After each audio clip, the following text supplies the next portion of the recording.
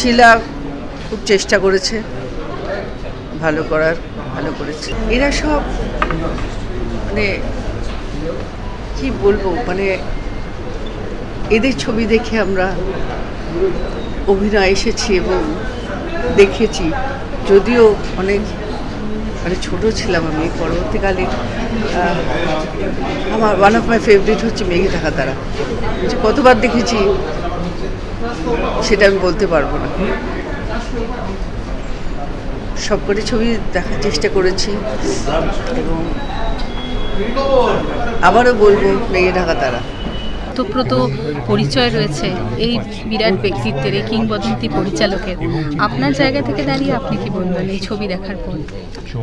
ছবি দেখার পর সেই মানুষটাকে বারবার মনে পড়ছে। আর শুধু তাই নয়, যে অনেক জায়গায় অনেক কিছু তিনি করতে চেয়েছিলেন, করতে পারেননি, কিন্তু তা সত্ত্বেও দর্শকরা যে স্বীকৃতি তাকে দেননি সেটা তো নয়। আজকে সেটা প্রমাণিত হলো যে হ্যাঁ, দর্শকরা স্বীকৃতি দিয়েছে।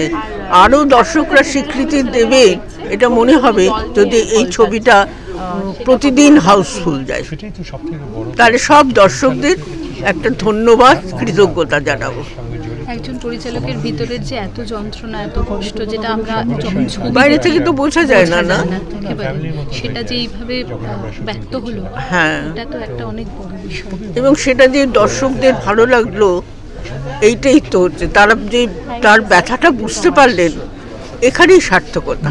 একজন কিংবদন্তি পরিচালক, তিনি এত বছর পরে এই প্রজন্মের যে ছবি করার মনোভাব, এটা কত বড় একটা বিষয়, কি বলবেন? এটা বিরাট একটা বিষয়, কারণ নতুন প্রজন্ম জানেই না, প্রায় কিছুই জানে না ঋত্বিক ঘটক সম্পর্কে। হয়তো কেউ কেউ তার দু একটা ছবি দেখেছে, কিন্তু বায়োপিক মানে তার জীবন, তার কষ্ট, তার স্ট্রাগল আর তার যন্ত্রণা, এইটা শুধু সে মদ খাচ্ছে এটাই তো নয়, কেন খেলো তার যন্ত্রণাটা কেউ ব্যাকিং পায়নি। কোনো তো তখন ওইরকম প্রযোজক পেছনে দাঁড়ায়নি।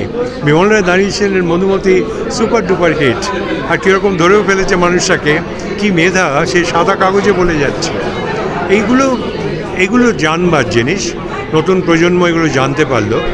ওনার শুধু বায়োপিকে তো জীবনটা একটুখানি তুলে ধরা নয়, সম্পূর্ণ মিলিয়ে ওর জীবন, পাশাপাশি যেসব চরিত্র এসছে সেগুলো সবকটাই ঐতিহাসিক চরিত্র। তো সেই জন্য যখন এনারা কাস্টিং করেছিলেন ভেবে ভেবে কাকে কোনটা মানাবে সেই ভেবে, মিলন তো একবারে বেছে বেছে নিয়েছিল, ঠিক সেইভাবেই করা হয়েছে।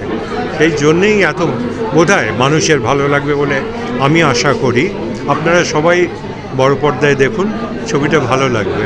আরেকটা বিষয় খুব ইম্পর্টেন্ট, সেটা হচ্ছে আপনাকে বড় পর্দায় এইভাবে আমরা এত বছর পরে এই যে ফিরে আসা, এটাকে না, আমি রয়্যাল বেঙ্গল রহস্য যখন করেছি সেটা আমার পরম পাওয়া, ওই রকম একটা চরিত্র।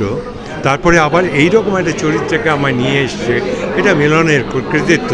এবং শুভঙ্কর একটা ইয়াং ডিরেক্টর, অসাধারণ কাজ করেছে, ঠান্ডা মাথা, আমাদের মধ্যে সিনিয়র আর্টিস্টদের সঙ্গে কাজ করছে, এটা খুব ভালো।